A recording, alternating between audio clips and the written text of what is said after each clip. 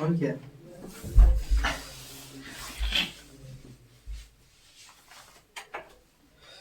पर ये ठंडा हो जाएगा, थोड़ा सा ढकना उसको। हेलो नमस्कार साथियों, स्वागत है आपका आपके ही प्यारे platform the way of suggestion पे। आज हम बिल्कुल नई दुनिया में चलेंगे। बाहर की क्लासेस हमने ख़त्म की थी, आज हम लेके जाएंगे टाइम एंड टेंस। क्योंकि टेंस में बहुत सारे बच्चों को बहुत सारा डिफिकल्ट होती है, समस्याएं से उलझी पड़ी रहती है। तो हम चाहते हैं कि हमारे साथ वो खेले और सीखे, और खेलते खेलते कब सिक्स मार दे उनका पता भी ना चले।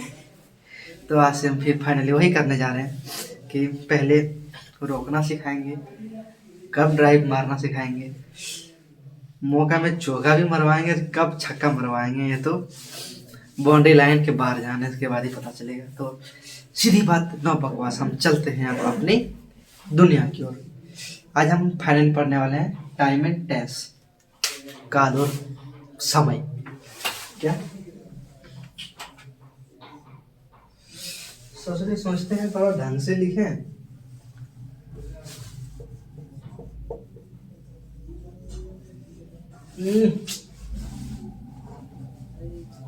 एकदम ढंग से लिखें, टू पॉइंट।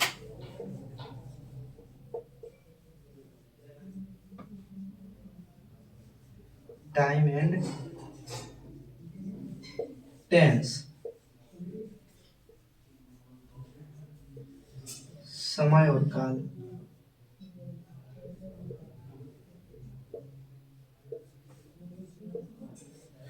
क्या है टाइम, क्या है टेंस, क्या है काल, क्या है समय, इनके बारे में हम जानकारी लेंगे डिटेल वे में। तो टेंस क्या होता है, काल क्या होता है। काल वह क्षणिक घटनाएं होती हैं जिनके बारे में हम पढ़ चुके होते हैं, पढ़ रहे होते हैं या फिर पढ़ते होंगे। यानी एक वर्ड में बोला जाए, यानी अभी प्रेजेंट के बाद घटित घटनाओं को क्या किए उसके बारे में जानकारी करेंगे, अभी क्या कर रहे हैं वो जानकारी करेंगे, और भविष्य में क्या करेंगे उनके बारे में जानकारी लेंगे। यानी टेंस को अगर पढ़ने जाएंगे तो हम टेंस को मुख्यतः 3 भागों में डिवाइड करते हैं: प्रेजेंट टेंस, पास्ट टेंस और फ्यूचर टेंस। प्रेजेंट टेंस का हिंदी होता है वर्तमान काल, पास्ट टेंस का हिंदी होता है भूतकाल यानी बीते हुए समय के बारे में बताएंगे, और फ्यूचर टेंस मतलब होता है भविष्य काल यानी आने वाले समय में। जैसे मैं खा रहा था, मैं खा रहा था यानी मैंने खा लिया, खाने की बात खत्म हो गई, अब मैं कुछ कर रहा हूँ। तो जो मैं खा रहा था ये क्या हो गया, पास्ट टेंस की बात हो गई। जैसे देखिए,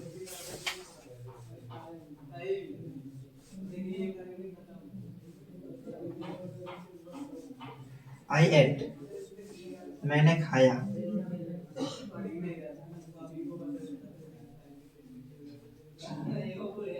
मैंने खाया मतलब खा लिया, तो किस में जाएगा ये, पास्ट टेंस में जाएगा। जैसे मैं खाता हूँ,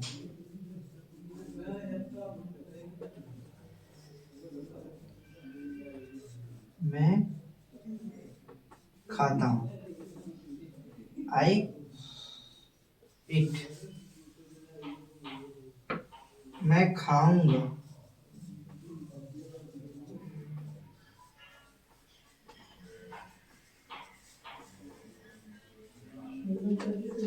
आई विल इट। मैंने खाया मीन्स खा के खत्म कर दिया, पास्ट टेंस की बात हो रही है।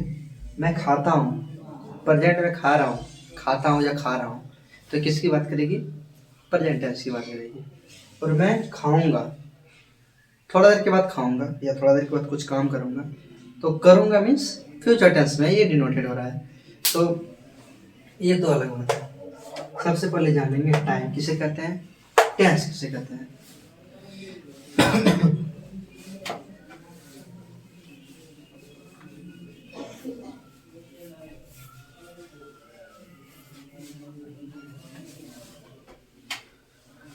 समय क्या है, समय वह कारक है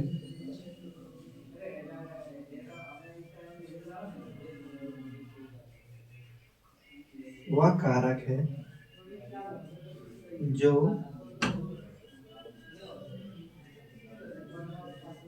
जो किसी क्रिया को संपादित करता है।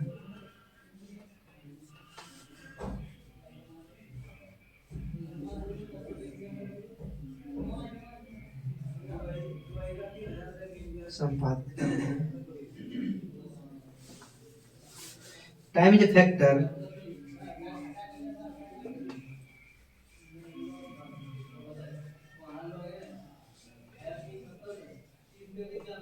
which perform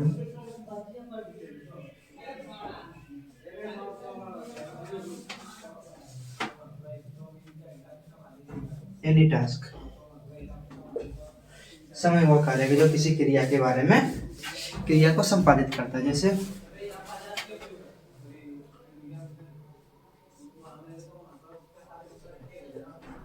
I will get up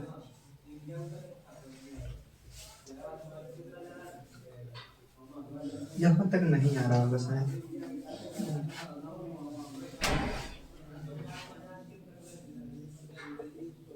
I will get up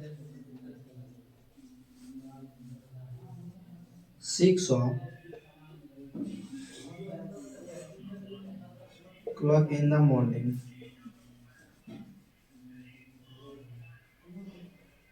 I will get 6 o'clock in the morning। मैं सुबह 6 बजे जगूंगा। ये जो 6 बजे की बात कहा गई, ये क्या होती है? ये टाइम को दर्शाता है। तो समानता समय क्या करेंगे? जैसे आई विल प्ले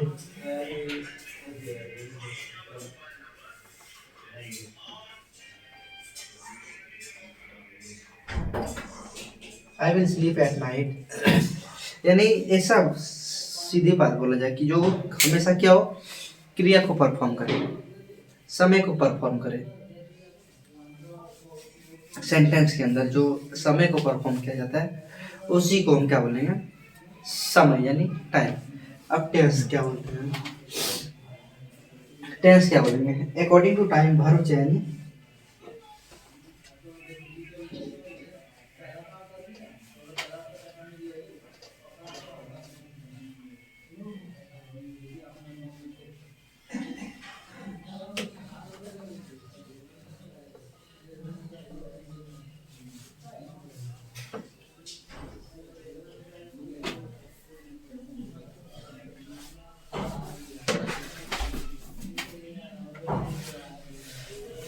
टेंस किसे कहेंगे? समय के साथ जो क्रियाएं अपनी रूप बदल ले उसे काल कहते हैं। समय के साथ जो क्रिया अपनी रूप बदल ले उसे काल कहते हैं। समय के साथ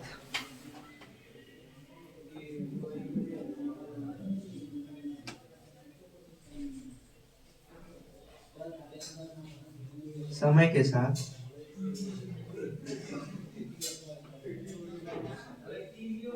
जो क्रिया अपने रूप बदल ले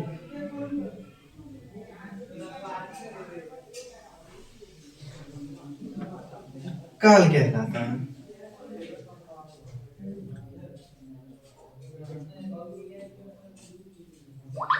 समय के साथ जो क्रिया अपने रूप बदल ले उसे काल कहलाता है। जैसे एग्जाम्पल, पले, ये V1 हुआ, इसका V2 क्या होगा? पलेड। इसका V3 क्या होगा? पलेड। रन, रन, रैन, रन। Fly, flu, flown. यानी ये तो भर पे बताया V2 V3 में किसे चेंज करेंगे। यानी कि इसका क्या होता है? जो समय के साथ जो क्रियाएं अपनी समय के साथ जो क्रियाएं अपने रूप को बदल ले उसे क्या कहते हैं? काल कहते हैं। अब काल कितने प्रकार के होते हैं उसको पढ़ेंगे हम लोग।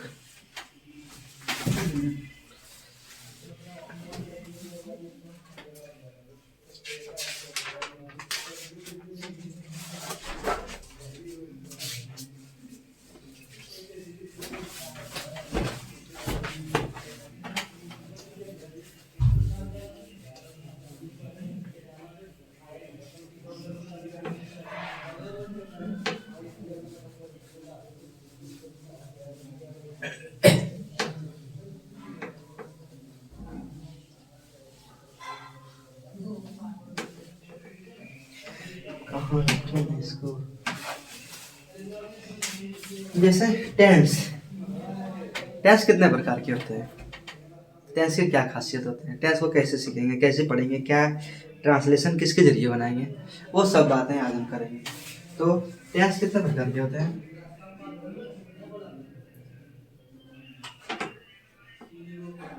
देर are three types of tense.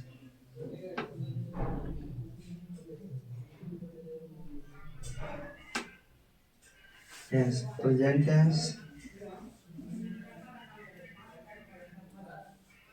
Present tense,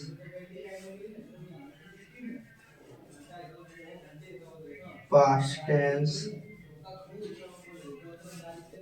और फ्यूचर टेंस।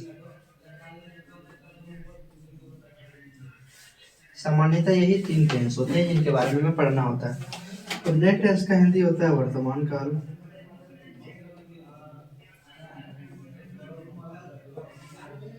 पास्ट टेंस का हिंदी होता है भूतकाल। फ्यूचर टेंस का हिंदी होता है भविष्य काल। भविष्य काल। अब इसमें एक खास बात क्या होता है, ये भी चार प्रकार के होते हैं। इनका भी अपना चार रूप होता है, इसका भी अपना चार रूप होता है, इसका भी अपना चार रूप होता है, यानी टोटल 12 प्रकार के होते हैं टेंस। यदि हम इस 12 को सीख जाएंगे तो हम प्रॉपर, कितना हार्ड से भी हार्ड वर्ड क्यों ना हो, उसको बनाने का क्षमता रखते हैं। अगर हम इन 12 टाइप को सीख जाएंगे तो क्या करेंगे, कितना से कितना लंबी चौड़ी ट्रांसलेशन आ जाए। छब्बों के छप्पर पर 6 दिन से 6 चुचुंदर चुचुआ रहा था, पंचों के छत पर 5 पपीता 5 दिनों से पचपचा रहा था। ऐसे विभिन्न प्रकार के ट्रांसलेशन जैसे होते हैं। लछिया की बछिया पछिया में गछिया के लेके 4 दिनों से चल रही थी, सब ट्रांसलेशन हम धर के उड़ा देंगे। बहुत ट्रेंड में था बचपन में। पुलिस आने से पहले चोर भाग चुके थे, गाड़ी आने से पहले स्टेशन से आदमी आने से पहले गाड़ी भाग चुकी थी, डॉक्टर आने से पहले रोगी ठीक हो चुका था। साला समझ में नहीं आता था इतना बड़ा बड़ा ट्रांसलेशन बना था कैसे। लेकिन जब आप इसे सीख जाओगे ना, उड़ा दोगे चुटकी में। तो देर न करते हुए हम सबकी बारी वो धीरे धीरे से सबको उठा के फेंकेंगे। बने रहिएगा ना तो मजा आ जाएगा। ट्रांस को ऐसे सिखा जाएंगे कि मजे मजे में पता नहीं कब ट्रांस खत्म हो जाएगा। तो सबको मिटा दिया जाए शुरू से। हेडिंग मारेंगे।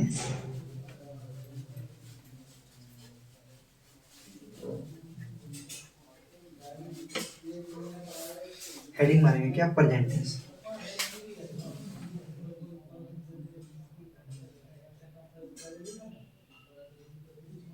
प्रेजेंट टेंस, प्रेजेंट टेंस को हिंदी में क्या बोलेंगे, वर्तमान काल।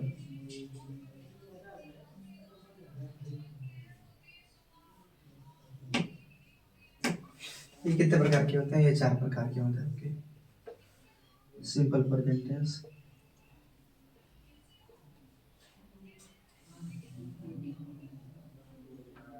सिंपल प्रेजेंट टेंस या present indefinite tense.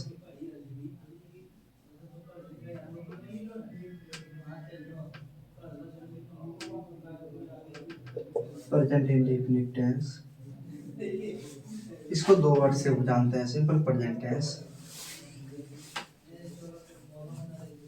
Present perfect, present continuous tense. Present continuous, present continuous tense. तीसरा present perfect tense, present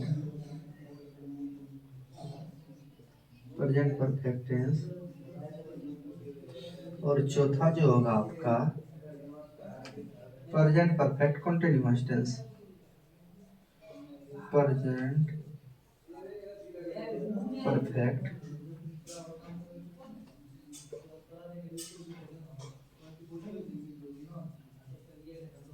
present perfect continuous tense, simple present tense, present continuous tense, present perfect continuous tense, present perfect continuous tense. अब ये सारी फालतू चीजें क्या होती है देख के डरिएगा नहीं, बहुत इजी है, सीखते जाएंगे, सिखाते जाएंगे, चलते जाएंगे, चलाते जाएंगे। अभी क्यों रिवीजन कर रहे हैं? जिस हिंदी वाक्य के अंत में ता आ जाए, ती आ जाए, ते आ जाए, इत्यादि सारे शब्द आ जाए तो उसको हम क्या बोलेंगे? Simple present tense. जिस हिंदी वाक्य के अंत में ता आ जाए, ती आ जाए, ते आ जाए, सिंपल प्रेजेंट टेंस बोलेंगे। जिस हिंदी वाक्य के अंदर में रहा है, रही है, रहे हैं, ये सब आ जाए तो क्या बोलेंगे इसको? प्रेजेंट कंटिन्यूअस टेंस बोलेंगे। रहा था, रही थी, रहे थे, सारे चीज को बताएंगे इजी वे में, तसल्ली के साथ। तो अब इसमें भी क्या शुरू करेंगे? प्रेजेंट टेंस की मतलब सिंपल प्रेजेंट टेंस या प्रेजेंट इंडेफिनिट टेंस इसको बोलते हैं। यार कैसे कैसे लिखा जा रहा है प्रेजेंट, कैसे लिखी आ रही है? Present continuous, present perfect tense, present perfect continuous tense. अब बात करते हैं सिंपल प्रेजेंट टेंस की। सिंपल प्रेजेंट टेंस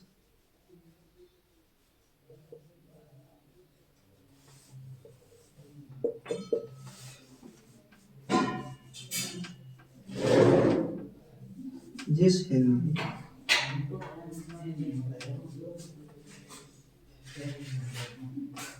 वाक्य के अंत में क्या रहे? ता, तो आ जाए, ता आ जाए, ते आ जाए, ते इत्यादि रहे तो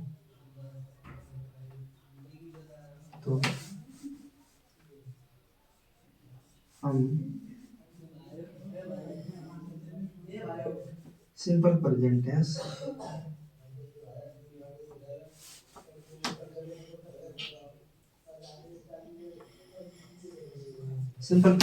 कहेंगे।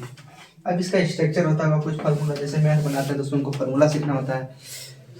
फिजिक्स केमिस्ट्री पढ़ते हैं तो उसमें ऐसा ही मात्रा याद करना पड़ता है। केमिस्ट्री पढ़ते हैं तो उसको कार्बन कार्बन बॉन्ड को सारा ऐसे याद रखना पड़ता है। ठीक उसी प्रकार अगर इंग्लिश का ट्रांसलेशन बनाएंगे तो आपको सबसे पहले क्या याद करना पड़ेगा? उसका स्ट्रक्चर याद करना पड़ेगा। तो इसका स्ट्रक्चर बहुत ईजी होता है। स्ट्रक्चर बोलिए, फार्मूला बोलिए, सूत्र बोलिए, जो बोलिए सभी होता है। सब्जेक्ट प्लस V1 या V5 plus object plus RP, ये होता है सिंपल प्रेजेंट टेंस का स्ट्रक्चर।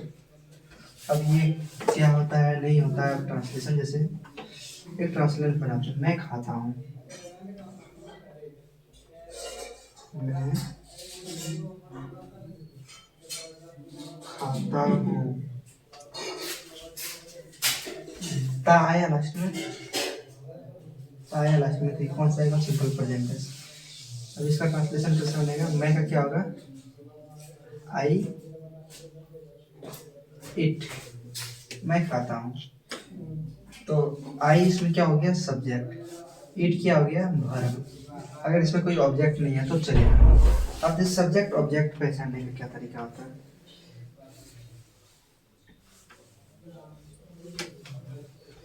इसको मिटा दें,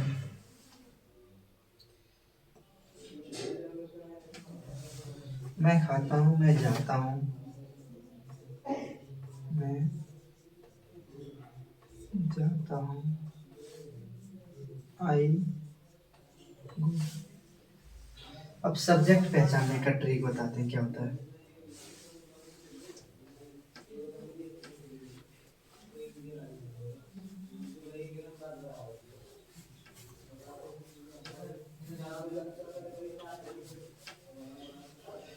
हम तुमको निगाहों में इस तरह छुपा लेंगे, तुम चाहो जो जितना हम तुमको चुरा लेंगे हो। हाँ, क्या सब्जेक्ट कैसे पहचाने?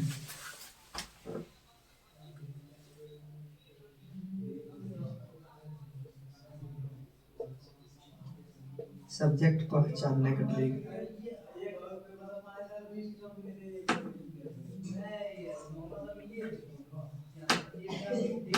सब्जेक्ट पहचानने का ट्रिक क्या होता है? हमेशा अगर कोई जैसे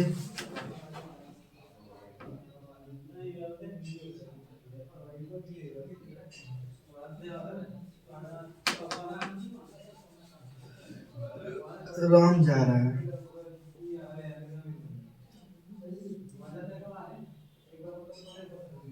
भैया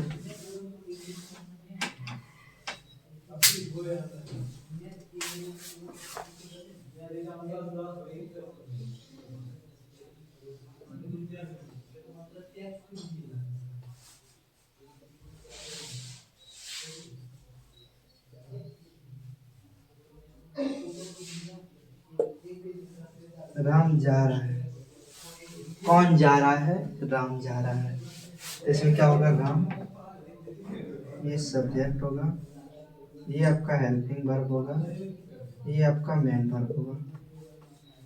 हेल्प वर्ब पढ़ते time helping verb main verb पढ़े होंगे या नहीं पढ़े होंगे तो हम बताते हैं हेल्पिंग वर्ब किसको बोलते हैं। हम बताए थे हेल्पिंग वर्ब 24 या 25 प्रकार के होता है। Is am are, is am are, was, were, has, have, had, etc all are helping verb. Read, eat, run all are main verb. जैसे अगर सामान्य तरीके से देखा जाए तो मेन वर्ब उसको बोलते हैं जिसका हिंदी मीनिंग लास्ट में ना आ जाए। जैसे मैं पढ़ता, पढ़ना लास्ट में ना आया, खेलना प्ले लास्ट में ना आए तो मेन वर्ब बोलेंगे। और हेल्पिंग वर्ब जैसे किसी क्रिया के अंत में लास्ट में आ जाने के बाद सेंटेंस को एक पूर्ण वाक्य का दर्जा दिया जा सकता है। जैसे मैं पढ़ रहा हूँ, वो जो लास्ट वो जो हूँ आया हेल्पिंग वर्ब का काम है। मैं जा रहा हूँ, आई एम गोइंग, एम क्या होगा इसमें? Helping verb. एम का हिंदी हूँ होता है, दिस का हिंदी यह होता है, दैट का हिंदी वह होता है, इज का हिंदी भी है होता है, आर का मतलब है होता है, बट मतलब लेकिन होता है, हैज मतलब के पास है, के पास था, हेड मतलब था, के पास था, रखता था, हैव मतलब के पास है, रखता है। इसी प्रकार के और सारे भी वर्ड होते हैं, इनकी पूर्ण जानकारी हम कर लेंगे। बाकी आज हम इतना ही रखेंगे, लेकिन जाते जाते एक अरावली पर्वत के बारे में कहानी बताना चाहेंगे। इंसान अपने आप में इतनी बड़ी मूर्खता वाली कार्य कर रही है कि प्राकृतिक को चुनौती दिए चल रहा है। प्राकृतिक ने जिसके साथ खेला खेला है उनको नंगे पांव दौड़ा के मारा है। जीता जागता उदाहरण देख लीजिए आप, दुबई। आर्टिफिशियल बारिश कराई दुबई वालों ने, ऐसा ऐसा बारिश हुआ कि पूरा दुबई को ही बारिश से बर्बाद कर दिया। ठीक उसी प्रकार उत्तराखंड में एक बार कुछ ऐसे हुआ था, विशालकाय घटना, क्यूब वगैरह भूकंप वगैरह कुछ आया था तो उत्तराखंड को भी दहला के रख दिया था। बाकी जो अरावली पर्वत के बारे में जो बताया जा रहा है, अरावली पर्वत सामान्यतः 3 से 4 राज्यों को टच करता है। जैसे गुजरात से शुरू होता है, हरियाणा, राजस्थान, दिल्ली के राष्ट्रपति भवन के आसपास एक झील है, वहां तक जाके खंत होती है।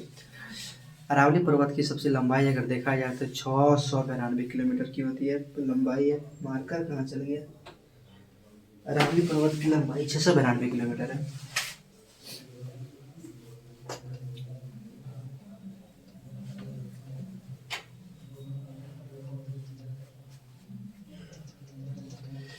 अरावली अरावली अरावली अरावली अरावली,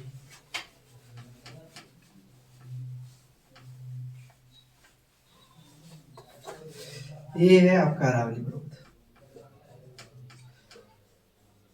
ये है अरावली, गुजरात से शुरू होता है,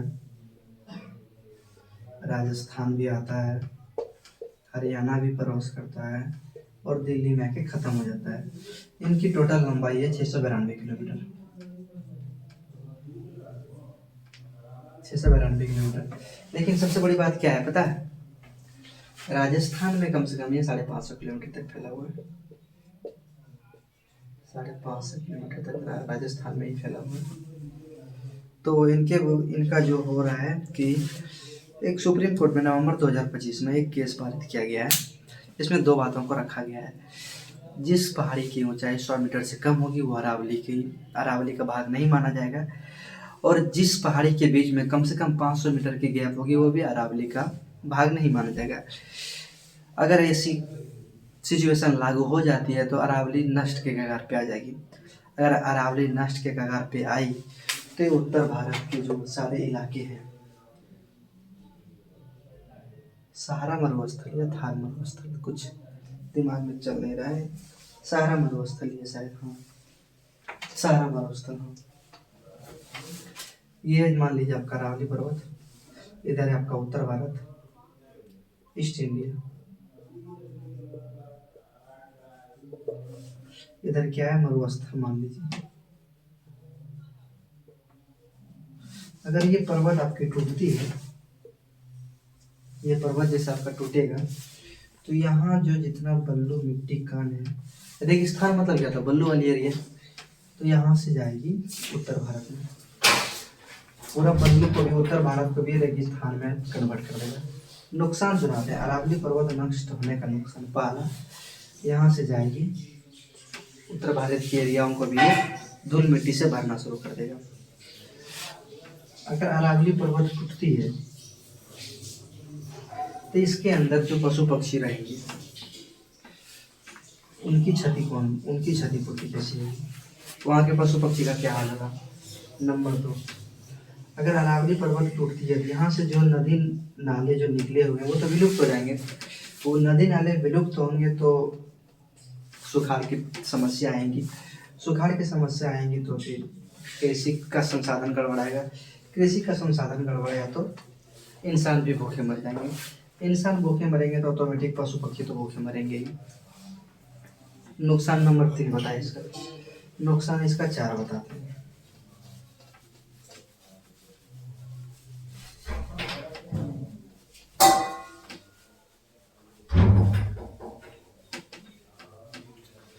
अगर अरावली पर्वत की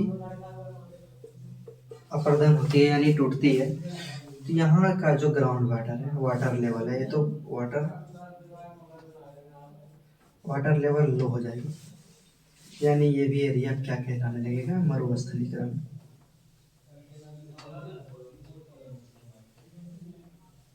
मरुस्थलीकरण एक कहा जाए ना कि इंसान उसी से टकराव कर लेता है जो उसके हित के लायक नहीं होती है। नुकसान तो आएगी।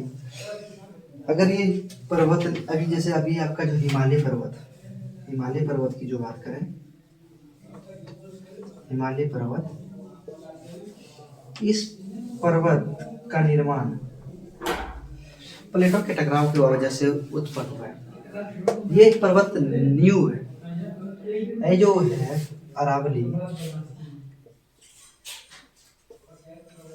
ये कब का पर्वत है पता है? जब इंसान की उत्पत्ति नहीं हुई थी, जब खुद इंसान भी नहीं थे, तब का ये पर्वत है।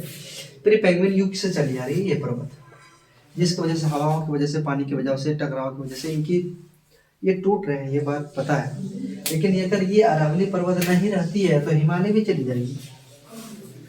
अरावली पर्वत की वजह से जितना धूल कण वगैरह है, जो मरुस्थल की वजह से, जो अरावली पर्वत की जस्ट अपोजिट साइड, क्या बोलेंगे, अपरदन की वजह से जो रुका हुआ है, अगर ये अरावली ना रहते तो हिमालय भी बर्बाद हो जाएगी।